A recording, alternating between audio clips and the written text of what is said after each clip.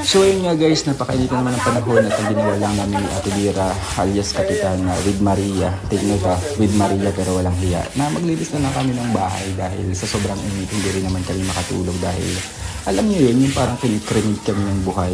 Kaya alam ko na yung pakaramdam ng ano ba yung ginagawang cake, yung ino-oven kapag nasa loob ng oven talagang sobrang init. Yun yung naramdaman ko ng mga oras na ito. Kaya ginawa namin, kumuha kami ng pangkuskus ng semento, kumuha ng pang-grip ng pang-hose sa tubig. At yun ang ginawa ko. Nagpa-practice din lang naman akong palayo ng ihi dahil sasali ako sa ihi competition 2024 sa darating na Olympic Games. Kaya ito na yung time para masukat ko kung gaano kalayo ang kayang ibugan ng aking ihi. At ayun na nga, dahil si Madam ay balang straight, tinamaan siya ng tubig sa buhok at ang sabi niya sa akin makukulot daw. Eh dahil sutin ako, mas ginaganahan pa akong pahabain yung talbog ng ihi ko. Ayan na nga, bugs. Tingnan niyo naman. At si Kapitana nga, muntik na ulit kukulot. Natatakot siya dahil kapag daw nabasa ng tubig ang buhok, makukulot.